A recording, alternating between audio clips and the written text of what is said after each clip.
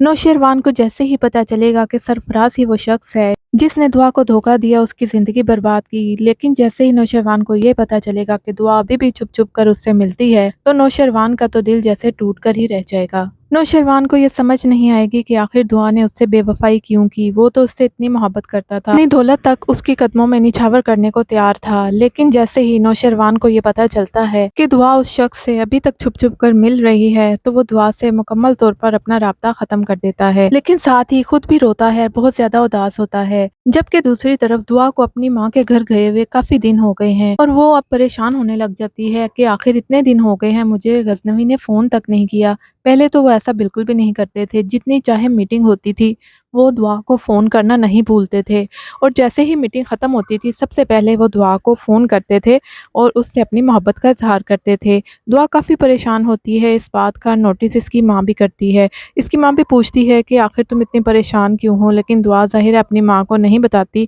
दूसरी तरफ वो गजनवी को फ़ोन कर करके थक जाती है, फिर थक हार कर वो जाफ़र को फ़ोन करती है और जाफ़र से कहती है कि जाफ़र, नौशेरवान कहाँ पर है, मैं उन्हें कब से फ़ोन कर रही हूँ। जाफ़र कहता है कि बीबी साईं वो मीटिंग में है, इस वजह से शायद आपका फ़ोन नहीं उठा रहे। दुआ जाफ़र से पूछती है कि आप लोग वापस कब आ रहे हो, लेकिन जाफ़र कहता है अभी तो मीटिंग है, अभी कुछ पता नहीं, क्योंकि नौशेरवान ने सारी टिकट्स जो हैं वो कैंसिल कर दी हैं। आज उनकी फ़्लाइट थी, उन्होंने वापस आना था, और दुआ बेसब्री से इंतज़ार कर रही थी कि कब नौशेरवान घर आए और फिर नौशेरवान मुझे लेने के लिए अम्मी के घर से आ जाएं, लेकिन ऐसा बिल्कुल भी नहीं हुआ। दुआ तो और भी परेशान हो गई कि आखिर ना तो नौशेरवान मेरा फ़ोन उठा रहे हैं, ऊपर से उनकी फ़्लाइट भी कैंसिल हो गई है। तो वो जाफ़र से पूछती है, जाफ़र सब कुछ ठीक है ना? तो जाफ़र कहता है, छोटी बीबी सब कुछ ठीक है, परेशान ना हो, बस छोटे साईं जो है ना वो मीटिंग वगैरह में बिज़ी हैं, मीटिंग से फ़ारिग होकर आपको फ़ोन करेंगे। लेकिन दुआ को इतना परेशान देखकर जाफ़र कहता है कि रुकें, छोटे साईं आ चुके हैं। तो वो फ़ोन छोटे साईं की तरफ बढ़ा देता है। नौशेरवान फ़ोन उठाना नहीं चाहता था, लेकिन जाफ़र ने अब चूँकि दुआ को बता दिया है इसलिए वो फ़ोन उठा लेता है। तो दुआ काफ़ी बेकरारी से नौशेरवान से कहती है कि नौशेरवान आखिर आप आज आ क्यों नहीं रहे, और मैं आपको बहुत ज़्यादा मिस कर रही हूँ। नौशेरवान कहता है कि मेरी मीटिंग है, इस वजह से आना कैंसिल हो चुका है। नौशेरवान काफ़ी चुप-चुप होता है, ज़ाहिर है वो दुआ को बेवफ़ा समझता है, इसलिए दुआ फ़ोन बंद करने से पहले कहती है, अच्छा मेरी बात सुनिए। नौशेरवान कहता है, हाँ जी। वो कहती है, आई लव यू, जबकि नौशेरवान कुछ भी कहे बगैर फ़ोन काट देता है। इस बात का दुआ को काफ़ी दुख होता है, क्योंकि नौशेरवान ने कभी भी ऐसा नहीं किया। अब दुआ फ़िक्रमंद हो जाती है। दुआ ने जब भी कभी मोहब्बत का इज़हार किया है नौशेरवान से, तो नौशेरवान ने उससे बढ़कर ही आगे से मोहब्बत का इज़हार किया है, लेकिन इस बार वो खामोश हो गया। इस वजह से दुआ काफ़ी परेशान होती है, और दुआ की माँ भी उससे पूछती है कि क्यों परेशान हो। जबकि दूसरी तरफ आपको बताते चलें कि सुंबल का फ़िज़ा के साथ रवैया और भी बुरा हो गया है, और सुंबल फ़िज़ा से कहती है, अब आप बहुत खुश होंगी ना, क्योंकि खिज़र ने मुझे तलाक देने की धमकी दी है। फ़िज़ा काफ़ी हैरान होती है और कहती है कि मैं क्यों खुश होंगी सुंबल, तुम ऐसा क्यों सोचती हो, और आखिर खिज़र ऐसा क्यों करेगा? तो सुंबल आगे से कहेगी, ज़्यादा मासूम बनने की ज़रूरत नहीं है, आपको सब पता होता है, ये सारा किया धरा आपका है, या हो सकता है कि खिज़र को आपकी घर से भागी हुई बहन के बारे में पता चल गया हो, और अब उसे पता हो कि वो वापस आ चुकी है, और शायद इसी वजह से आपकी बहन के करैक्टर की वजह से खिज़र अपनी इज्जत बचाने की खातिर मुझे छोड़ रहा है। ये सुनकर फ़िज़ा चुप हो जाती है। जबकि दूसरी तरफ सरफराज को जैसे ही पता चलता है कि दुआ अपनी अम्मी की तरफ आई हुई है, वो बार बार चक्कर पे चक्कर लगाता रहता है। फ़िज़ा भी हैरान होती है कि सरफराज का मेरे लिए प्यार इतना जाग गया है, पहले तो वो कभी भी मुझे इतनी इंपॉर्टेंस नहीं देते थे। तो सरफराज दुआ के पास अकेले में आता है और उससे बातें करने लगता है। कहता है कि दुआ, तुम अभी भी वैसी ही हसीन हो, तुम अगर चाहो तो हमारे दरमियान सब कुछ पहले की तरह हो सकता है, तुम्हारी बहन और तुम्हारे शोहर को बिल्कुल भी पता नहीं चलेगा। दुआ ये बात सुनकर काफ़ी हैरान होती है और कहती है कि अपनी ज़बान अपने पास रखो, आज तो तुमने ये बात कह दी, आज के बाद अगर बात की ना मैं तुम्हारी ज़बान खींच लूँगी। तो सरफराज कहता है, तुम्हारी मर्ज़ी है, मेरे पास तो तुम्हारे लिए ऑफ़र है, अगर तुम मुझे पैसे दे दो तो मैं तुम्हारे शोहर को कुछ नहीं बताऊंगा, वरना मैं तुम्हें बहुत ज़्यादा ब्लैकमेल करूंगा। तो दुआ कहती है कि कोई खुदा का खौफ करो, अगर फ़िज़ा को तुम्हारे बारे में पता चल गया तो क्या होगा? तो सरफराज कहता है कि चलता है पता चले, मुझे कोई फ़र्क नहीं पड़ता। जबकि दूसरी तरफ आपको बताते चलें कि नौशेरवान को जैसे ही पता चला हुआ है कि सरफराज और दुआ अभी भी छुप छुप कर मिलते हैं, वो बहुत ज़्यादा खामोश हो चुका है, और वो बहुत ज़्यादा दुखी भी है। अपना दुख वो जाफ़र के साथ बयान करता है और जाफ़र को कहता है कि जाफ़र, मुझे بالکل بھی نہیں علم تھا کہ وہ جو شخص ہے جس کے بارے میں دعا نے مجھے بتایا تھا وہ سرفراز ہی ہے۔ آخر سرفراز کے بارے میں دعا نے مجھ سے سچائی کیوں چھپائی؟ دعا نے مجھے کیوں نہیں بتایا کہ وہ شخص اس کا بہنوئی سرفراز ہے اور ان دونوں کے درمیان رشتہ رہ چکا ہے اور وہ دونوں ملتے ہیں؟ مجھے یہ بات کیوں نہیں بتائی؟ مجھے تو یہی بات بہت زیادہ پریشان کر رہی ہے۔ جعفر اس کو تسلی دیتا ہے، کہتا ہے کہ چھوٹی بی بی ایسی نہیں ہے، آپ یقین رکھیں، ہو سکتا ہے کہ وہ اپنی بہن فضا کی خاطر خاموش ہوں، کیونکہ آپ جانتے ہیں سرفراز کس قدر گندا شخص ہے، کس قدر کمینہ ہے، اور اسی وجہ سے دعا بی بی نے یہی بہتری سمجھی ہوگی کہ آپ کو بھی نہ بتایا جائے۔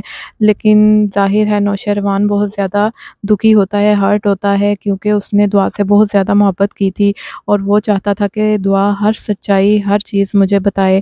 لیکن جیسے ہی نوشیروان کو پتہ چلا دعا کے اور سرفراز کے بارے میں تو وہ کافی دکھی ہو گیا۔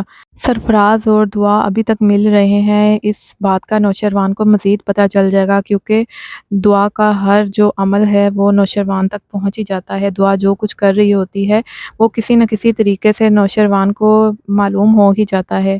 اس وجہ سے جب نوشیروان کو پتہ چلے گا کہ دعا اور سرفراز ایک بار پھر سے ملے ہیں تو وہ بہت زیادہ غصے میں آ جائے گا اور اس بار وہ ڈائریکٹ دعا سے پوچھ لے گا کہ آخر تمہارے ساتھ کیا مسئلہ ہے، تم میرے ساتھ کیوں بے وفائی کر رہی ہو، اور سرفراز کا اور اپنے رشتے کے بارے میں مجھے کیوں نہیں بتایا؟ تم نے صرف اتنا بتایا تھا کہ وہ تمہارا بہنوئی ہے، لیکن تمہاری زندگی برباد کرنے والا، تمہیں کوٹھے پر بیچنے والا وہ شخص سرفراز ہے، تم نے کیوں چھپایا؟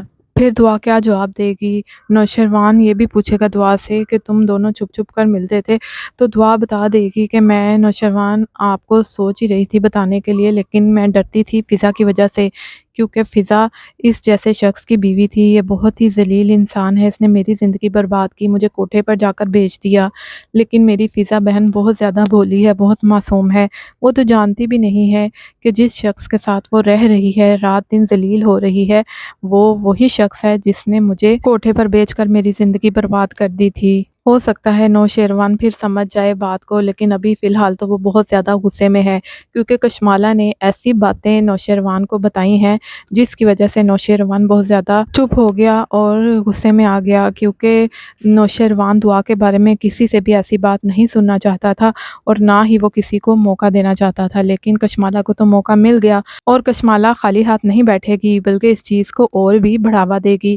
اسے پتہ چل گیا ہے کہ نوشیروان اور دعا کے درمیان رنجشیں آ چکی ہیں، نوشیروان بہت زیادہ غصے میں ہے، اس لیے وہ نوشیروان کو فون کر کے اور بھی بھڑکاتی رہے گی اور بھی غلط بیانی کرے گی نوشیروان کے ساتھ۔ ظاہر ہے دعا اس کے راستے سے ایسے ہٹ جائے گی، وہ پہلے ہی چاہتی تھی کہ دعا کو کسی طرح نوشیروان کی زندگی سے نکال دے، اس نے اس کو مارنے کی بھی کوشش کی لیکن کامیاب نہ ہو سکی، لیکن اب وہ کامیاب ہوئی ہے تو وہ مزید اس کو دعا کے خلاف کرے گی، لیکن نوشیروان ظاہر ہے سچویشن کو سنبھال لے گا اور بہت جلد نوشیروان اور دعا کی جو رنجشیں ہیں، پریشانیاں ہیں، وہ ختم ہو جائیں گی، کیونکہ دعا اس کو ساری حقیقت بتا دے گی اور نوشیروان جیسا سمجھدار انسان اس کو سمجھے گا۔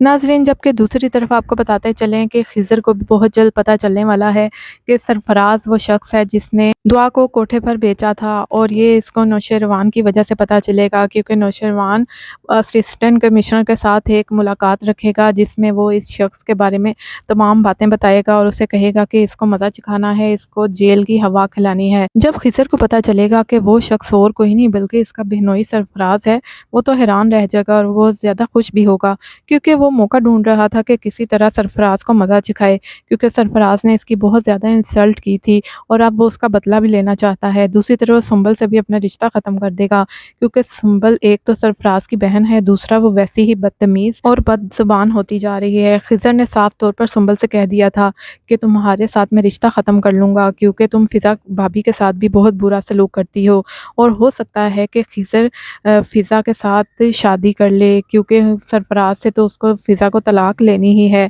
اور خضر ویسے بہت اچھا ہے، خضر فضا کے ساتھ ایسی بدتمیزیاں ہوتے نہیں دیکھ سکتا۔ تو جی خضر جو ہے جیسے ہی اسے پتہ چلے گا سرفراز کے بارے میں، وہ پوری بارات لے کر آئے گا پولیس کی اور ان کے گھر پر چھاپا مارے گا اور اس کو پورے محلے کے سامنے خوب ذلیل کرے گا سرفراز کو، اور اس کو ہتھ کڑیاں لگا کر سب کے سامنے لے کر جائے گا۔ تو ناظرین، آپ لوگ کیا چاہتے ہیں کہ سرفراز کو اس کے کیے کی سزا ملنی چاہیے، اس کو جیل کی ہوا کھانی چاہیے، یا اس کو آزاد چھوڑ دینا چاہیے؟ اپنی رائے ضرور بتائیے گا۔